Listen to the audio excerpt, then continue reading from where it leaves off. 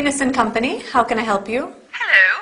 There is something I would like to ask you. Sure, that's what I'm here for. Oh, I'm Mrs. Thumb, and I really love shopping online on your site. But how do I know how many things I have purchased? All of the products that you purchase are in your shopping basket. You can view your basket at any time by clicking on it. Fine. When you are ready to buy, you proceed to the checkout. Is it safe to use my credit card? Sure. When you decide to place an order, you sign in using a secure server. Okay. Are there any special offers? At the top of the home page, there is an icon, Deals of the Week. Click on it, and you can view all our hot deals. Okay. I've got a query about one of your products. A pink top, size 24, code number 203. Pink top size 24. Let me check availability. I am sorry, but this item is not available. Oh, what a pity. Well, is the red miniskirt, code number 311, available? Still size 24. Sure. Still size 24. Not available either. But at our warehouse, we have a wide variety of blouses and trousers on offer. Interesting. Okay, so let me take a note of that. Blouses, trousers, and a pink top. No, the pink top is not available, Mrs. Thumb. Oh, yes, sure. Blouses, trousers, and red skirt. Oh, my husband is going to love it. No. You are very helpful. Thank you so much. Good morning. That's what I'm here for.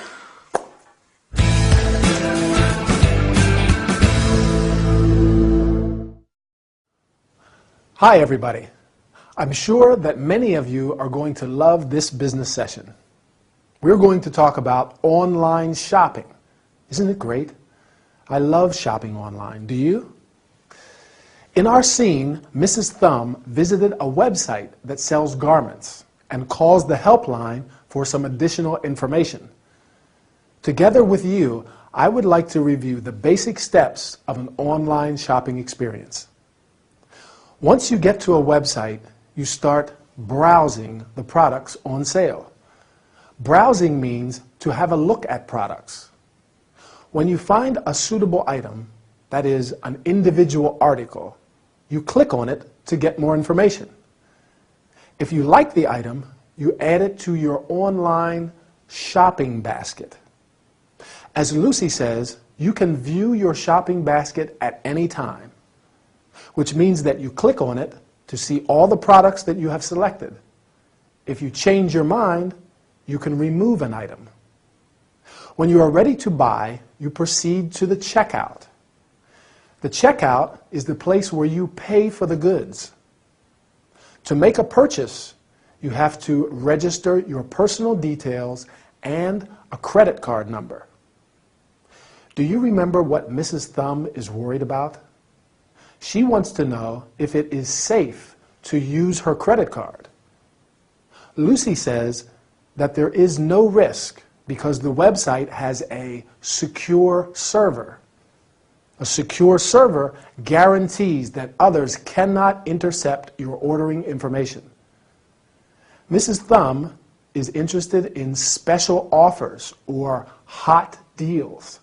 That means items that are sold at a reduced price. She is calling because she has got a query about one of their products. A query is a question, something you want to know about. Do you remember what the product is? Is it a skirt? A dress? Right, it's a top. A pink top, size 24. Well, in England, a size 24, a 22 in the US, is quite a big one. Lucy has to check availability, and unfortunately, the item is not available, which means that it cannot be obtained. Time to relax now. Our session is over. Bye for now, and see you soon. Interesting speech, wasn't it? Sure. While we are on the subject, I think the strategies proposed by Miranda are going to prove very effective. The report on our financial situation was very interesting, don't you think? Right. Speaking of interesting things, did you see your photo in yesterday's newspaper? You are kidding. What photo are you talking about? The photograph of you, jogging in the park. I can't believe it. Wait, I must have it here somewhere. Here it is. Good heavens, it's really me. What did I tell you? I look terrible in that old tracksuit, not to mention my sweaty red face. You always look great, you know. I'm not so sure about that. That reminds me of when I joined the triathlon club at the Serpentine. The triathlon club, wow. What was it like? I must confess I was not a great athlete. I see. It was then that I met my first girlfriend. Her name was Jackie, and she was so sweet. I met her before a competition.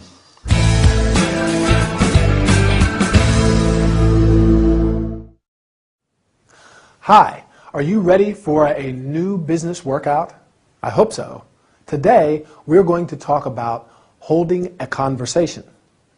You are going to learn how to start a conversation, change the subject, show interest, and express surprise. Al and Linda are talking after a meeting. Al wants to start a conversation with Linda, and he says, "Interesting speech, wasn't it?" You can also say, "Interesting subject, wasn't it?" Or, "Interesting proposal, wasn't it?" And so on. Do you think that Al is good at keeping the conversation going? I think so. In fact, he skillfully changes the subject when he realizes that Linda is not interested in talking about the meeting. There are many useful sentences to change the subject in a conversation. Speaking of interesting things, while we are on the subject, or that reminds me of when I joined the triathlon club, for example. When someone is speaking, it is important to show interest. Here are some useful expressions. Sure. Right. I see. What was it like? That means, how was it? Can you tell me more about it? Can you remember what Al saw in the newspaper? Yes, a photo of Linda jogging in the park. When Linda sees the photo, she is very surprised. In this and in other situations, there are a number of expressions and exclamations that you can use.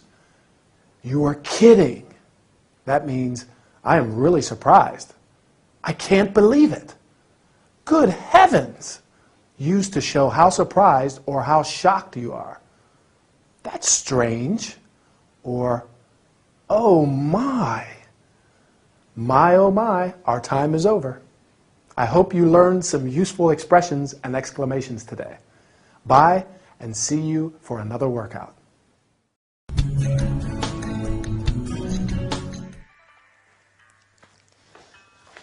This way, Mrs. Knight. Ready for a regenerating beauty treatment? Yes, I'm coming. Is something wrong? No. Yes, there's something very wrong. May I ask what the problem is? First, the towel you gave me is rough. The one you gave me last time was much softer. I am sorry to hear that. Plus, these bath slippers are very uncomfortable. I see. Lastly, this bathrobe is too small. You see? Is that all? No, it's not all. Every time I come here, I have to wait for ages.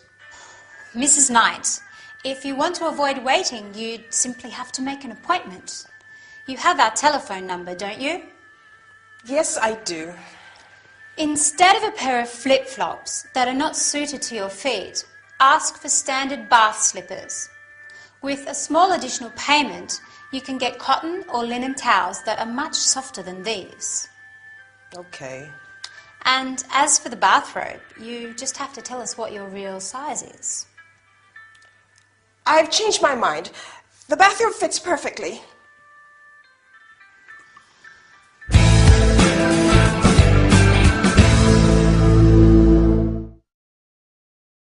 Hi everybody. Ready for a new health and body care session?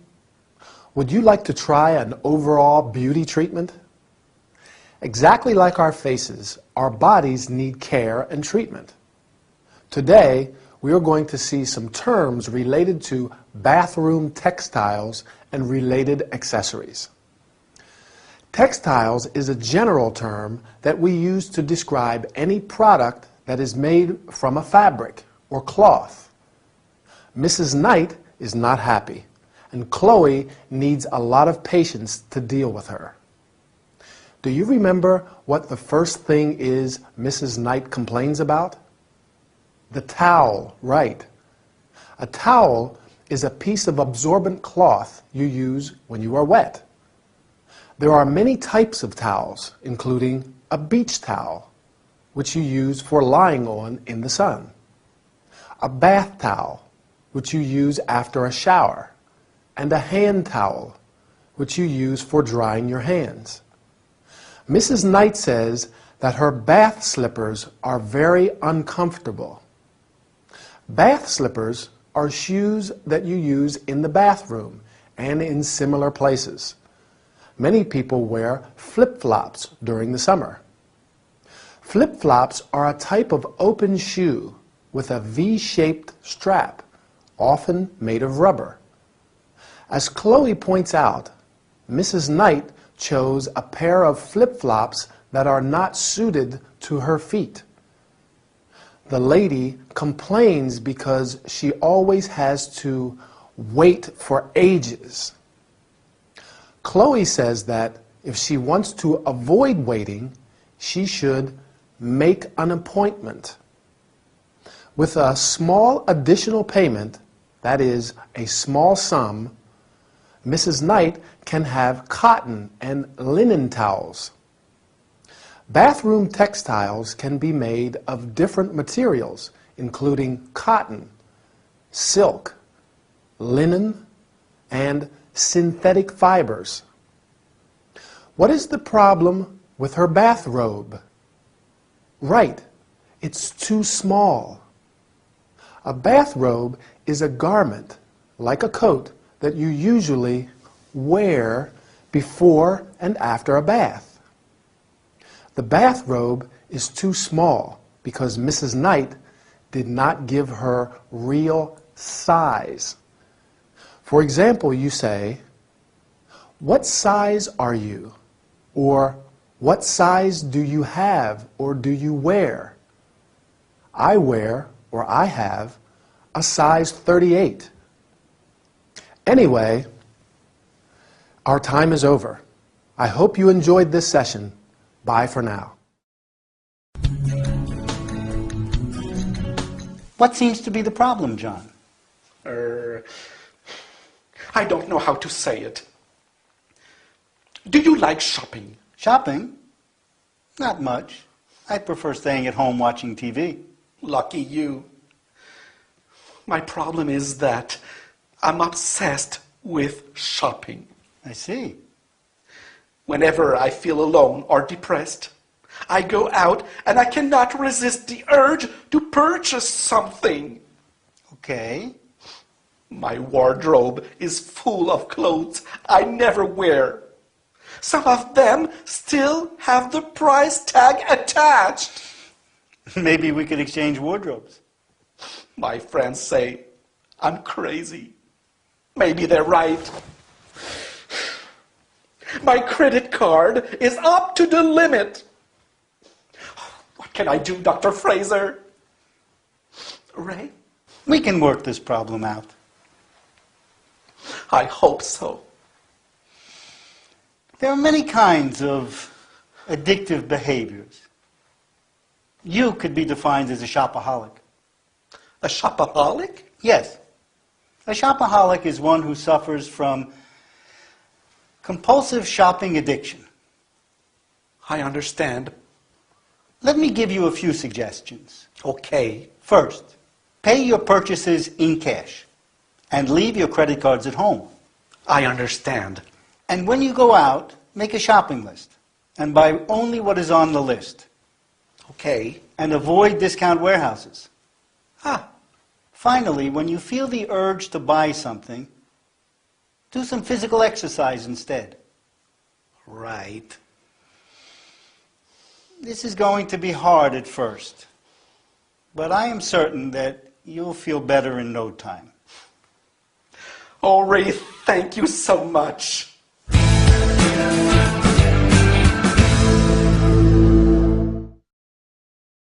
Hi, good to see you. Are you okay? I hope so. In this health and body care session, we're going to talk about different kinds of addictive behavior and how to deal with them. You will also learn some terms and verbs related to shopping. So let's get started. Do you know the word shopaholic? A shopaholic is someone who is addicted to shopping. This is Mr. Little's problem and why he's asking Dr. Fraser for help. Whenever Mr. Little feels alone or depressed, he cannot resist the urge to buy something. The urge is a strong desire, especially one which is difficult to control. This is an example of addictive behavior. We talk about addiction when there is a physical or psychological dependence, such as drug addiction. As we said, Mr. Little suffers from compulsive shopping addiction. I'm afraid I know a lot of people who suffer from the same addiction. Mr. Little's wardrobe, a cupboard for storing clothes, is full of clothes he never wears, and some still have the price tag attached. The price tag is a piece of paper with the item's price. As a consequence, his credit card is up to the limit. This means that he spent more money than he has. He must feel really bad, don't you think so? Luckily, Ray gives him some suggestions. Can you remember the first one? Right. Pay for all your purchases in cash. Cash is money in the form of coins and notes. Then he says, leave your credit cards at home. That is, don't take your credit cards with you. Mr. Little has to make a shopping list and only buy what's on the list and avoid discount warehouses. Can you guess what a discount warehouse is? A small shop? I don't think so. Exactly. A discount warehouse is a large shop which sells goods at reduced prices. A difficult place for a shopaholic to avoid. Finally, when Mr. Little feels the urge to buy something, he should do some physical exercise, like jogging or cycling. I have to go now. I feel the urge to buy something, but I will do some jogging instead, right? Want to come with me? We'll keep practicing.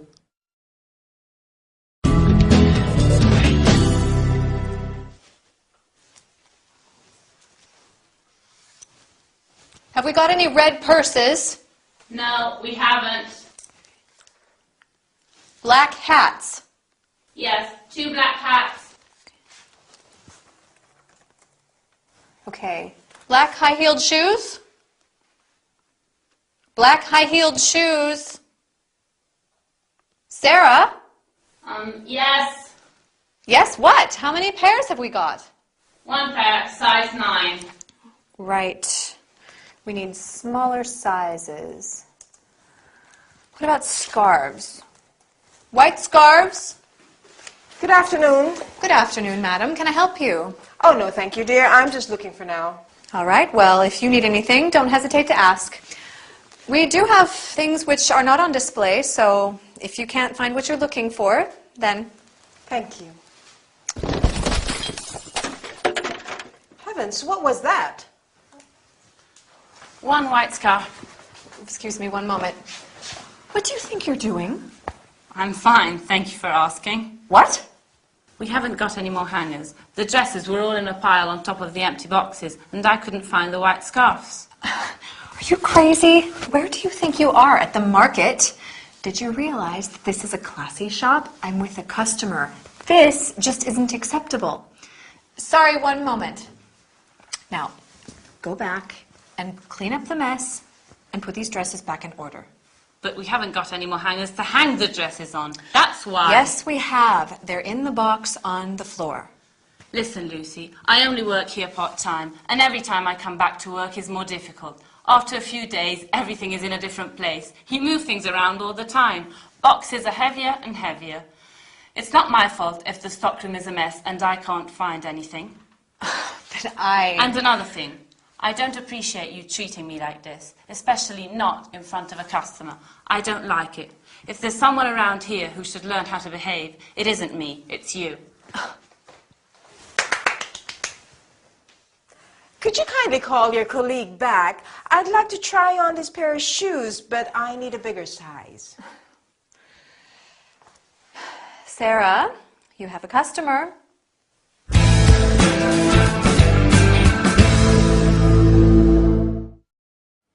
Hi, ready for a training session? Great. Let's get started. First, we'll go over some useful phrases to use in a shop, whether you're a shop assistant like Lucy or a customer. Then we can go over some items of clothing and other things we find in clothes shops. So, let's say you're a shop assistant and a customer walks in. You can greet them and say, "Can I help you?" Often people just want to look around first and see if anything interests them. In that case, they say, "I'm just looking, thanks." Then you can reply, "If you need anything, don't hesitate to ask," so that they feel free to ask you for help if they need it. Because sometimes there are things that aren't on display in the shop, but they could be in the stockroom. Now, before the customer walks into the shop, Lucy and Sarah are taking the inventory. And Sarah has trouble finding things in the stockroom because she only works part-time. That means she isn't there every day. And Lucy, who works full-time, moves things around, so they're always in a different place. Can you remember some items of clothing and accessories they mention as they take the inventory? Purse, where ladies keep their money. Hat. Scarf.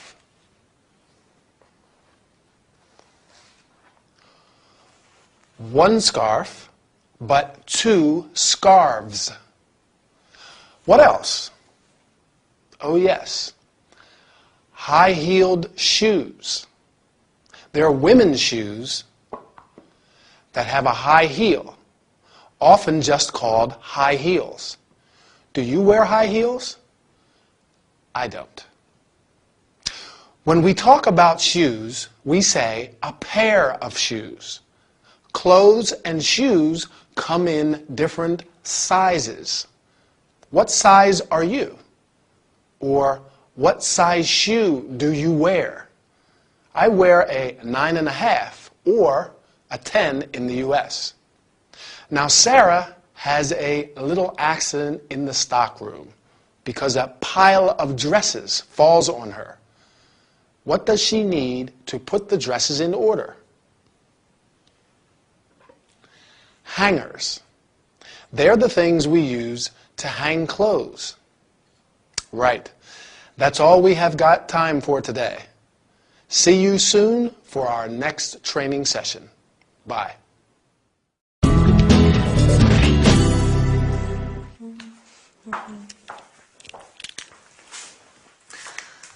Good afternoon, Mrs. Knight. How can I help you? Yes, I want to return this pair of trousers. What's the matter with them? Well, the zip is broken. No, the size is wrong. I see. I apologize for the inconvenience. When did you buy them? A couple of days ago. May I see the receipt? The receipt? Sure.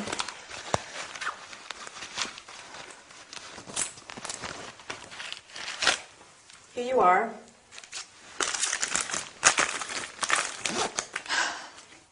All right. Do you want to exchange them with another item, or would you prefer a credit note? I would prefer a refund if possible. I'm sorry, but that's not possible. Well then, let me think.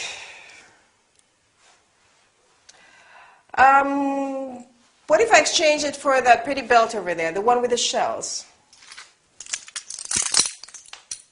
I'm afraid there is a price difference. You mean that belt is more expensive than these trousers? Exactly. You have to pay an extra 20 pounds. Oh my. We do have a lot of nice tops on offer. Okay, let me see.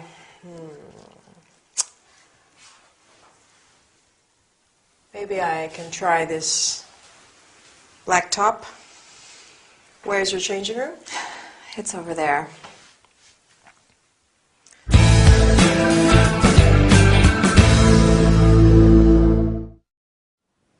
Hi, everybody. Good, I'm not late. I went shopping and there was a lot of traffic. By the way, today we are going to talk about shopping and how to deal with problems.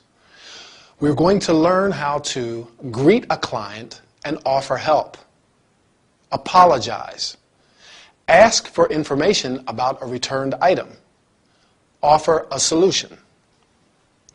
Lucy, the shop assistant, greets Mrs. Knight and offers help. Good afternoon. How can I help you? You can also say, can I help you? Or, can I be of assistance? Mrs. Knight says, I want to return these trousers. To return means to give something back. When a client returns an item, that is, an individual article, you have to ask what the problem is. What's the matter with it? Or with them? Or, what's wrong with it? Do you remember what's wrong with the pair of trousers Mrs. Knight wants to return? I'll help you. First, she says that the zip is broken. And then, right, that they are the wrong size. You must then say that you are sorry. I apologize for the inconvenience. Or, I am very sorry. It is important to get some information about the returned item. When did you buy it? And may I see the receipt?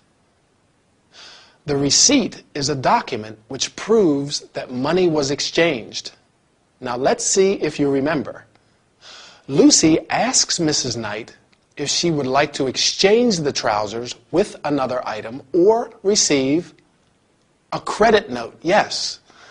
A credit note is a document which allows you to buy other goods of the same value as the item you returned. Mrs. Knight wants a refund. In other words, she wants her money back. But it's not possible. If you decide to exchange the item with something else, there may be a price difference.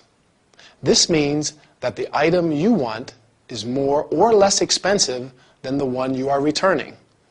For instance, for the belt, Mrs. Knight has to pay an extra 20 pounds.